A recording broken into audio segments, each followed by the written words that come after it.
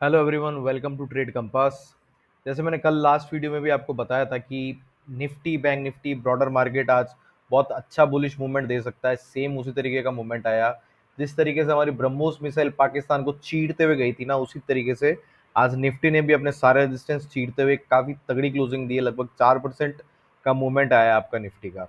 और इसकी क्लोजिंग भी आपको टूवर्ड्स डे हाई मिली है आपको इसकी क्लोजिंग। और काफ़ी तगड़ा मूव आया है, और ये मूव है ना, मेरे को लग रहा है कि ये आगे भी आपको कंटिन्यू होता हुआ दिख सकता है निफ्टी के अंदर। बैंक निफ्टी में भी इसी तरीके का मूवमेंट था। अगर आप यहाँ पे देखते हो बैंक निफ्टी का, बैंक निफ्टी भी लगभग 3.5% ऊपर हुआ है क्लोज इसका। और डेज हाई के आसपास ही बैंक निफ्टी भी क्लोज हुआ है। तो काफ़ी अच्छा मोमेंटम है बैंक निफ्टी निफ्टी का। ब्रॉडर आपके जो लगभग सारे इंडाइसिस थे वो भी आपको पॉजिटिव ही क्लोजिंग दिए। स्टॉक्स सारे के सारे आपके लगभग जितने भी थे वो सारे ठीक ठाक काफ़ी अच्छे परफॉर्म किए हैं आपके। एंड गोल्ड का अगर देखें ना, पर गोल्ड ने क्या किया है ना, क्योंकि देखो जियोपॉलिटिकल टेंशंस आपकी जैसे जैसे कम होगी तो आपको ना गोल्ड में करेक्शन मिलेगा, राइट। क्या हुआ है कि इंडिया पाकिस्तान का भी सीज फायर हो गया। उसके बाद आपके ये रशिया और यूक्रेन में भी कोई न्यूज़ आएगी। आई थिंक जेलेंस्की ने बोला है कि वो रशिया व्लादिमीर पुतिन के साथ टॉक्स करने के लिए या डिस्कस करने के लिए रेडी है। एंड उनकी भी मीटिंग हो सकती है, उस वो वाला रीज़न भी है। आज आपका एक और न्यूज़ आई है कि यूएस और चाइना के बीच में शायद तक एक टेम्पररी डील हुई है, जिसमें वो टैरिफ थोड़े से लो रखेंगे। आई थिंक 110 से 115% के आसपास का टैरिफ होगा दोनों कंट्रीज पे। तो वो सारे फैक्टर थे कि जिसकी वजह से आपको गोल्ड में भी एक करेक्शन आता हुआ दिखा है। तो आज हम इन सब के बारे में बात करते हैं, निफ्टी के बारे में, बैंक निफ्टी के बारे में, गोल्ड और कुछ एक दो स्टॉक्स के बारे में भी बात करूंगा, जो कि ठीक ठाक लेवल पे है और अब इनमें आपको काफ़ी अच्छा बुलिश मूवमेंट दिख सकता है, राइट। तो वीडियो स्टार्ट करने से पहले, अगर किसी को मेरा वीडियो अच्छा लगे तो प्लीज़ वीडियो को लाइक कर देना, शेयर कर देना, चैनल को सब्सक्राइब कर देना एंड बेल आइकन ज़रूर दबा देना, ताकि डेली बेसिस पे टाइमली मैनर पे वीडियोस मिलती रहे। तो बात करते हैं सबसे पहले तो हम लोग निफ्टी की, राइट। कल मैंने मेंशन किया था कि सीज फायर हो चुका है, तगड़ा मूव आ सकता है, काफ़ी अच्छा मूव आ सकता है निफ्टी के अंदर। एंड उसी तरीके का मूवमेंट आया। जो इसके मेजर रेजिस्टेंस थे आपके निफ्टी के, मैंने कल भी मेंशन किया था, 24,850 का आपका रेजिस्टेंस था। और उसी के ऊपर आप देखो काफ़ी डिसाइसिव क्लोजिंग दी है इसने। अगर इसका 15 मिनट का चार्ट देखोगे तो 15 मिनट के चार्ट में आप ये देखो, थ्रू आउट द डे ये पूरा एक काफ़ी तगड़ा बुलिश मूवमेंट था इसके अंदर। अगर मैं इसका सीपीआर लगाऊं तो आप ये देखो, ये अपने R3 के ऊपर ही ओपन हुआ था, राइट। R3 के ऊपर ओपन होके जो इसकी एक इमीडिएट रेजिस्टेंस थी, जो मैंने कल भी बताई थी आपको इसकी रेजिस्टेंस, वो थी आपकी 24,450 से लेके 24,500 की। तो आपकी 15 मिनट की कैंडल नहीं है, आपकी जो ये गैप अप ओपनिंग हुई थी आपकी, उसी ने ये सारे लेवल्स ब्रेक कर दिया। और ओपनिंग के बाद इसने क्लोजिंग भी इतनी तगड़ी दी है कि जो आपके शॉर्ट सेलर्स थे ना, जिन जिन लोगों ने पुट लेके गए थे, मैं देखिए मैंने लास्ट वीक और उसके पहले भी वीक में भी आपको मैंने कहा था कि किसी भी तरीके की ओवरनाइट पोजीशन नहीं लेके चलनी है। उसका रीजन यही था। अब ये चीज है ना, आप और मैं गैस नहीं कर सकते हैं, प्रिडिक्ट करना काफी मुश्किल हो जाता है कि जियोपॉलिटिकल लेवल पे किस समय क्या हो जाए। क्योंकि सैटरडे तक या फ्राइडे नाइट तक किसी को भी उम्मीद नहीं थी कि सीज फायर हो सकती है, राइट। किसी को उम्मीद नहीं थी कि सीज फायर होगी इंडिया पाकिस्तान के बीच में। पर अगेन फिर आपको सीज फायर मिल गई, राइट। तो जो जो पुट लेके चले थे कि हाँ और एस्केलेट होगा तो मार्केट गिरेगा, हम पैसा कमा लेंगे, उल्टा आप लोग यहाँ पे अब ये देखो, इतना तगड़े गैप अप के बाद अब ये जो मूवमेंट आया ना आपका, ये पहला वाला मूवमेंट, ये सारा का सारा जो मैक्सिमम मूवमेंट है आपका, ये सारी शॉर्ट कवरिंग हुई है, राइट। तो उसी वजह से आपको ये पहले ही 15 मिनट में इतना तगड़ा मूव मिला है। और जो भी समझदार ट्रेडर होगा ना, उसने पहले 15 मिनट के अंदर अपनी, तो या तो अगर कोई शॉर्ट किया हुआ तो शॉर्ट पोजीशन क्लोज कर ली होगी एंड बुलिश पोजीशन बना ली होगी, राइट। और अगर किसी ने बनाई भी है तो मुझे नहीं लगता कि अभी भी उसको वो पोजीशन क्लोज करने की जरूरत है। क्योंकि देखिए उसका सिंपल सा लॉजिक ये है कि इतने अच्छे मूवमेंट के बाद भी आपका ना कोई करेक्शन, आपको खास करेक्शन दिखा नहीं है। निफ्टी में दिखा है ना बैंक निफ्टी में दिखा है। और अपने जो डेज आई है उसी के आसपास निफ्टी बंद भी हुआ है। तो मुझे ये पूरी उम्मीद है कि निफ्टी आपको ये मोमेंटम कहाँ तक दिखा सकता है। एक बार के लिए छोटा रेजिस्टेंस आपको 25,000 तक मिल सकता है, पर अगर 25,000 का लेवल, जो कि मुझे लगता है आसानी से क्रॉस हो जाएगा, तो वो क्रॉस होने पे आपको 25,250 का लेवल काफ़ी आसानी से आता हुआ दिख सकता है। तो 25,250 तक तो मुझे कोई खास दिक्कत निफ्टी में दिखती नहीं है, क्योंकि इतनी अच्छी क्लोजिंग हुई, तो मेरे ख्याल से कल ही आ सकता है ये। क्या तो कल आ सकता है या परसों मॉर्निंग के अंदर आपको ये लेवल 25,250 का लेवल निफ्टी में दिख सकता है, राइट। तो अगर हम लोग इंपॉर्टेंट लेवल्स की बात करते हैं निफ्टी के अंदर, तो देखो अगर निफ्टी, अब अगर बात करते हैं हम लोग, तो अगर निफ्टी ये वाले लेवल्स में मार्क कर देता हूँ 24,650, ठीक है, 24,650 के आसपास अगर आता है निफ्टी आपका, तो यहाँ से एक आपका वापस एक बुलिश मोमेंटम, यहाँ से एक कैरी फॉरवर्ड आपको मिल सकता है एक छोटे से करेक्शन के बाद, राइट। तो ध्यान रखना है, अभी देखो अभी शॉर्ट नहीं करना है, क्योंकि इतने अच्छे मोमेंटम में जबरदस्ती रिस्क लेके कलाबाजी करके पैसा लॉस करने की कोई ज़रूरत नहीं है। अगर इतना अच्छा मोमेंटम है तो उस मोमेंटम को राइड करो। अगर करेक्शन आता है तो यहाँ पे बाय करने के लिए हम लोग वेट करेंगे। इस करेक्शन पे अगर 24,650 तक आता है, वेट करना है। यहाँ से अगर छोटा सा भी पुल बैक आपको दिखता है तो उसमें आप लोग एक अच्छी पोजीशन बना के इसको ट्रेड किया जा सकता है ऊपर की तरफ, राइट, अपर लेवल्स की तरफ इसमें ट्रेड किया जा सकता है।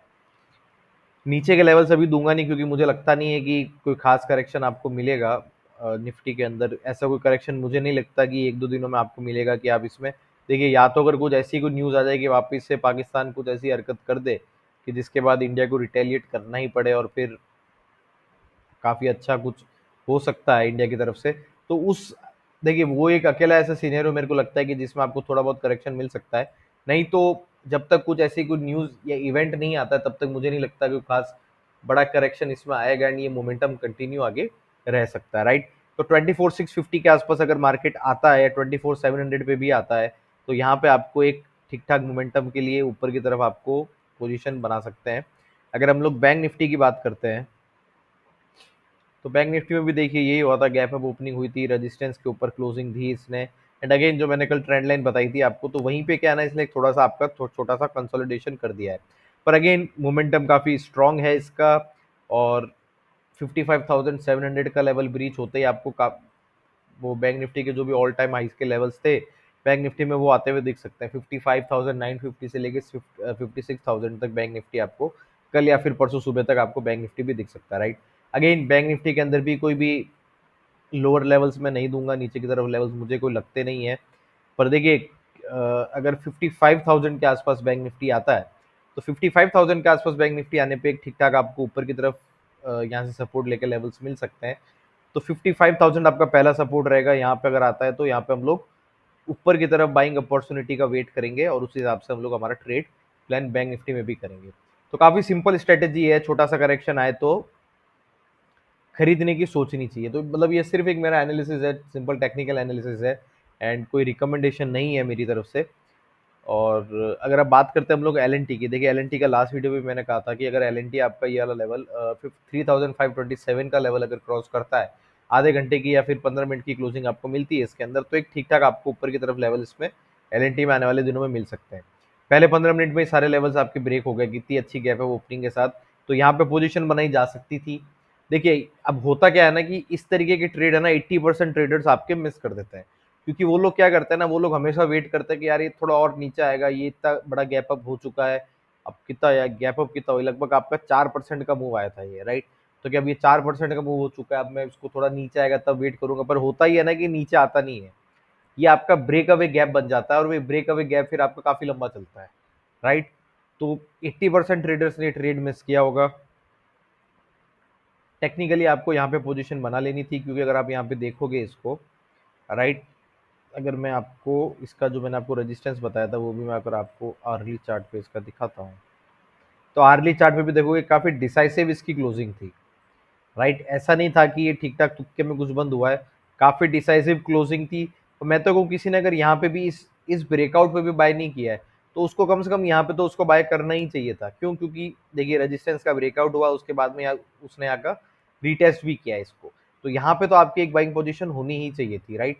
तो अब देखिए वापस से एल में जो मैंने पहले भी बताया था आपको लेवल्स की, ये वाले लेवल्स क्रॉस होने पे कहाँ का पहला रेजिस्टेंस या पहला टारगेट आपका कौन सा बनता है, 3,720 का आपका लेवल बनता है।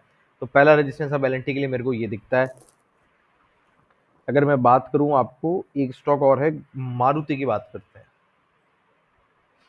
अब मारुति में देखो, मारुति में यहाँ पे क्या हो रहा है ना कि इन लेवल्स के आसपास मारुति पे कंसोलिडेशन कर रहा है, राइट।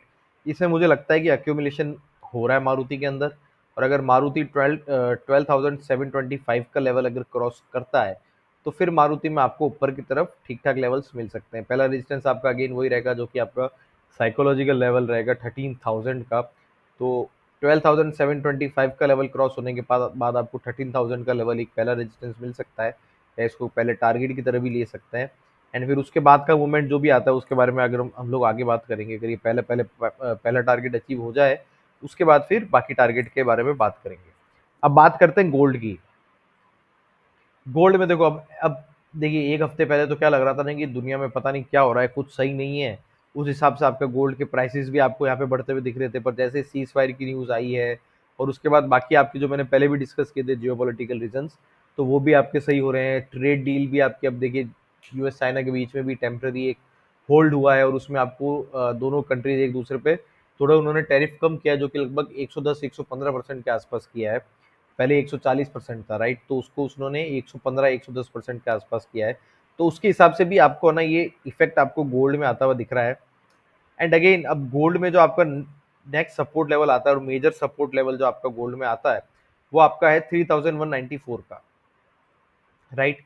अगर इसके नीचे आपको 4 घंटे के चार्ट में, अगर आपको 4 आवर्स के चार्ट में क्लोजिंग दिखती है, तो फिर आपको ये मोमेंटम नीचे की तरफ आपको गोल्ड के अंदर कैरी होता हुआ दिख सकता है। कहाँ तक का? 3,100 का आपको लेवल गोल्ड में फिर आता हुआ दिख सकता है। अगर 3,194 का लेवल अगर ब्रीच होता है, तो फिर नीचे की तरफ लेवल आपका 3,100 का आता हुआ दिख सकता है, राइट? तो गोल्ड में देखिए, ध्यान रखना, ये वाला लेवल काफ़ी इंपॉर्टेंट है, इसका सपोर्ट। तो यहाँ पे ये किस तरीके से रिएक्ट करता है, ये काफ़ी हमारे लिए मतलब आने वाले दिनों में देखने लायक होगा, किस तरीके का यहाँ पे रिएक्शन रहता है। और अगर ये वाला लेवल ब्रेक होता है, तो फिर मैंने पहले ही बताया आपको 3,100 का लेवल आपको गोल्ड में भी आता हुआ दिख सकता है। तो मेजरली अभी यही है ब्रॉडर मार्केट में, इंडाइसिस के अंदर आपको फिलहाल के लिए मुझे शॉर्ट लगता नहीं कि शॉर्ट पोजीशन बनानी चाहिए, क्योंकि अगर आप डाउ जोन्स के भी बारे में देखोगे, तो डाउ जोन्स के अंदर भी आपको ये जो ट्रेड डील हुई है उसकी वजह से काफ़ी ठीक ठाक एक मोमेंटम आया हुआ है। 2.5% के ऊपर अभी फिलहाल ये आपका डाउ जोन्स भी चल रहा है। एंड अपने जो मेजर रेजिस्टेंस है उसके पास में भी आ चुका है, 42,800 की इसकी मेजर रेजिस्टेंस है, उसके पास में भी ट्रेड कर रहा है। तो ब्रॉडर मार्केट में फिलहाल शॉर्ट करने जैसा कुछ लग नहीं रहा है। मोमेंटम को उसको आपको ट्रेड करना है, जो कि आपको ऊपर की तरफ मोमेंटम मिल रहा है, बुलिश मोमेंटम मिल रहा है, उसी को फिलहाल के लिए आपको, मुझे मेरे हिसाब से ट्रेड करना चाहिए। एंड जो मैंने स्टॉक्स बताए उन पे नज़र रखो, किस तरह वॉच लिस्ट में तो ज़रूर रखो किस तरीके से ट्रेड कर रहे हैं। और अगर किसी को वीडियो अच्छा लगा हो तो प्लीज़ वीडियो को लाइक ज़रूर कर देना, शेयर कर देना, चैनल को सब्सक्राइब ज़रूर कर देना, एंड बेल आइकन दबा देना, ताकि डेली बेसिस पे टाइमली मैनर पे आपको वीडियोस मिलती रहे। Thank you so much.